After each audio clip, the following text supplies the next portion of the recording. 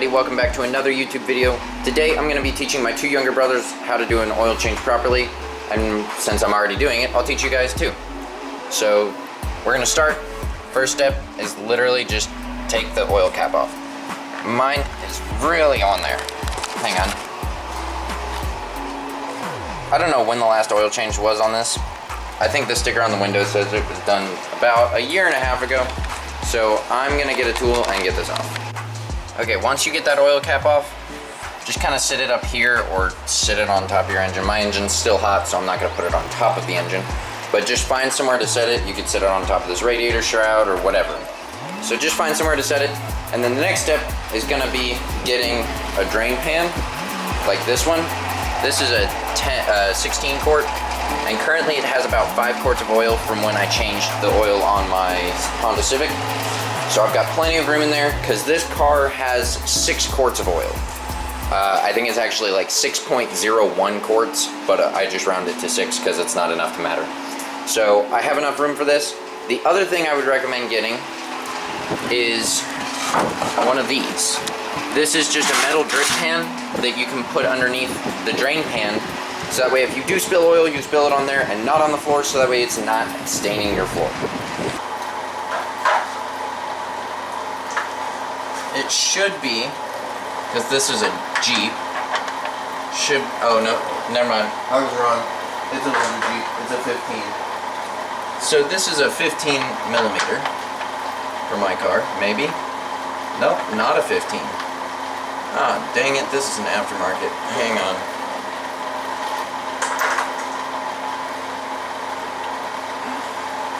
So normally if you own any Chrysler vehicle, it should have a 13 millimeter drain bolt.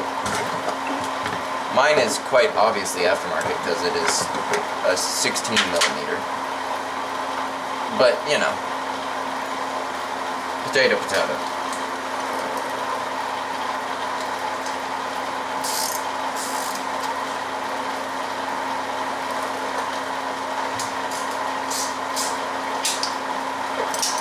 I'm getting off my creeper because I don't want to jack up my car, so I can't slide underneath here very easily.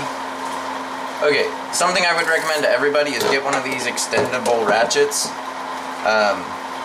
because then you can break the bolt loose easier. And when you break the bolt loose, you don't have to have the drain pan underneath it because it's not going to spill out till you actually get it like really, really loose. So I just loosen it a little bit. Then you're going to put your drain pan and your drip pan under there. And then you can actually take this socket off and use it. Spin it like that. And these drain pans are designed to catch this drain bolt. So as you spin it, you can just let it drop in there and you're not going to get oil all over your hands. So you just keep spinning it until it gets to the point where it feels like it wants to come out. And then you just, well, no, it wasn't ready to drop yet. Just like that. And then I'm actually going to get my fingers dirty because I want to see how dirty this oil is. It's not horrible. I've seen worse. But yeah, so that you guys can see better. That's what old oil looks like.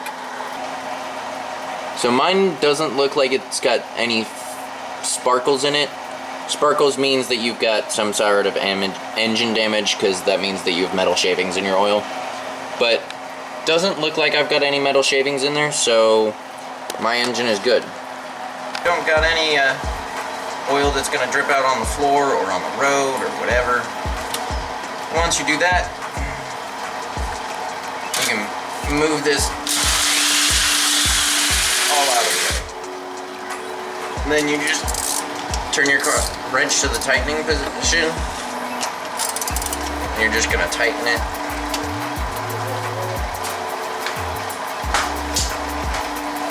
And you don't want to tighten this too much, because you don't want to strip it out. Unless it's your ex-girlfriend's car, then, you know, use an impact gun on it. But yeah, so you just tighten it down till it's good and tight. But again, don't over tighten it, just till it's, I mean, put a decent amount of oomph into it, but not enough that you're gonna damage anything. So now that that's done, we're gonna go up top. All right, so on some cars, your oil filter is gonna be down on the bottom. Some cars, it's up here on top. Mine is tight, like tight. I don't know what happened to my oil filter wrench, so we're just gonna hope that it comes off with a rag.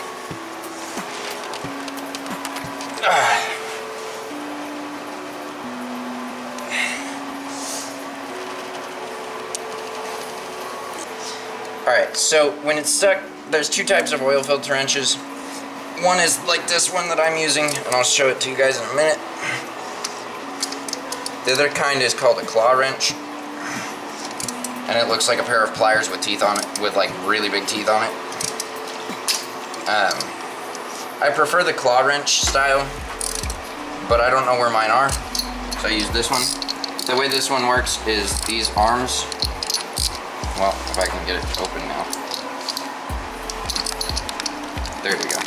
These arms open up, and then as you tighten, it tightens around the oil filter. So these work on pretty much any side of oil filter as long as you can get it inside of their wings. But then it tightens as you turn the wrench, and it loosens it. So now that we've got this loose, let's see.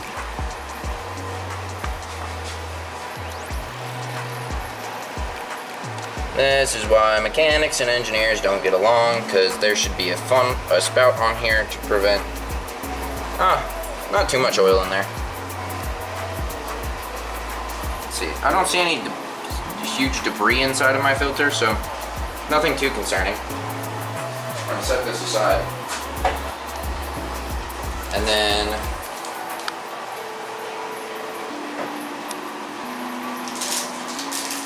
this is the new filter. And this is a lot bigger than the one that I just took off, because the one I took off isn't the correct filter.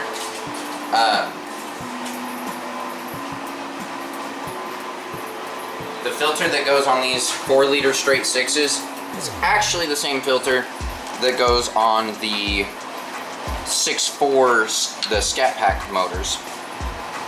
And I think it also goes on the Hellcats. But then all you're gonna do is you're gonna take, for the new filter, you're just gonna take your finger and dip it in the new oil. You don't need a whole lot. You just wanna get a good, you wanna just get this kind of moist with oil. Some people say you need to fill up the filter. I worked at Dodge for I don't know how long, and we never filled up the filter because we were told that you didn't have to. But yeah, you're just gonna dip your finger in that oil, get a good little bit, and then you're just gonna run it around this O-ring, so that way you know that it seals to the engine good. So now you're just gonna take this down here, you're gonna screw it on here, like that. And you don't need to tighten these down too much, just tighten it by hand until it's nice and snug.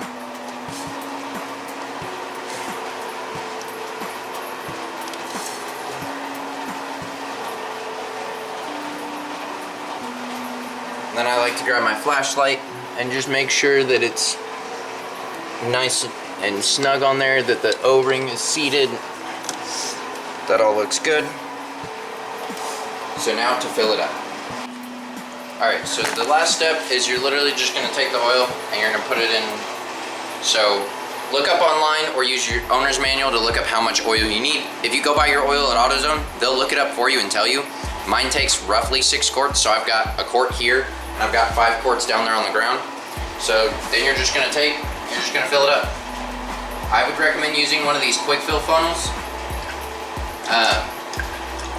They pretty much, it's pretty hard to pour faster than they can drain. So I would just use one of these. You just stick it in the fill spot, and then you just fill it up. And then a trick for pouring oil is, I know the handle's here, so you're tempted to pour it like this. Don't do that. You're actually gonna pour it sideways, and you're not gonna get the gulping that would happen if you pour it regularly.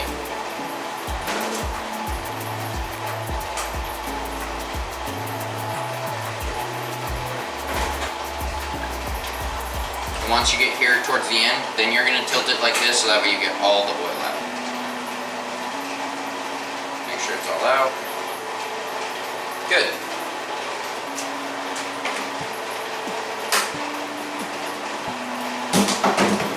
Now that that's done,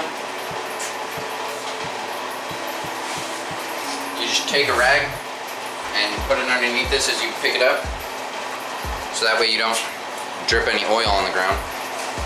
Just set it off to the side somewhere. And then the last step is gonna be going underneath the car and just wiping off where the oil filter spilled. Again, if your oil filter's on the bottom of your car, you're not gonna have to clean anything. The 3.6s by Dodge, and I know that like BMWs use cartridge filters on top. If you unscrew those before you do the oil change, and you let them sit there and drain, you won't spill. So unscrew them, let them sit in their house, drain the oil, then once you're done draining it, then change the filter, and you're not gonna spill. So I'm just gonna go clean that up, and then we'll start it, and we'll be done. All right, so now I've cleaned up the bottom of the car. Before I start it, make sure that put your oil filter back, or your oil cap back on, and then we just go start it.